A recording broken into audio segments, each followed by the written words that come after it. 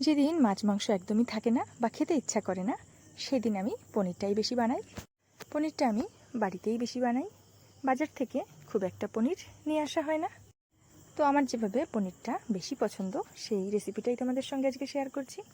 তো প্রথমে এই পনিরটাকে আমি এভাবে কিউব করে কেটে নিচ্ছি। তোমরা চাইলে এর পিসগুলো ছোটো রাখতে পারো বা বড়ও করতে পারো তোমাদের ইচ্ছা মতো। এরপর আমি পনিরটাকে সামান্য হলুদ আর একটু লবণ দিয়ে ভেজে তুলে নিচ্ছি। তবে পনিরটাকে আমি খুব বেশি ভাজবো না, তাহলে কিন্তু এটা শক্ত হয়ে যায়। এরপর এই একই তেলে দিয়ে দিচ্ছি গোটা জিরে, শুকনো লঙ্কা, গোটা তেজপাতা, গোটা গরম মশলা, রাফলি কেটে রাখা পেঁয়াজ, টমেটো, আদা আর গোটা রসুন। সামান্য লবণ দিয়ে এটাকে লো ফ্লেমে ভালো করে ভাজতে দেব যতক্ষণ না টমেটোটা সিদ্ধ হয়। তারপর তেজপাতা দুটো তুলে নিয়ে একটা ফাইন পেস্ট তৈরি করে নিচ্ছি।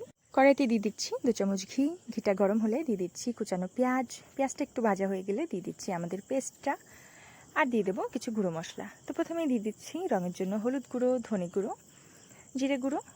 তেল ছাড়া পর্যন্ত মশলাটা কষিয়ে নেব। আর দিয়ে দিচ্ছি আমাদের মিক্সিং জার ধোয়া একটু জল, আর দিয়ে দেবো হাফ চামচ চিনি। এরপর জলটা ফুটে উঠলে দিয়ে দিচ্ছি ভেজে রাখা পনিরগুলো। তারপর 3 থেকে 4 মিনিট ফুটিয়ে এটাকে ফিনিশ করছি হাফ চামচ গরম মশলা আর 1 চামচ ঘি দিয়ে। সব শেষে ঘির এই ফ্লেভারটা আমার কিন্তু খুবই ভালো লাগে, তবে তোমরা চাইলে ঘিটাকে স্কিপ করতে পারো। তো দেখো আমার কিন্তু পনির একদম রেডি। চলো তাহলে এটাকে গরম ভাতে সার্ভ করে নিই। আজকের ভিডিওটা এখানেই শেষ করছি। সবাই ভালো থেকো, সুস্থ থেকো, সাবধানে থেকো। দেখা হচ্ছে পরে নতুন একটি ভিডিওতে। আর রেসিপিটি ভালো লাগলে অবশ্যই বাড়িতে ট্রাই করো।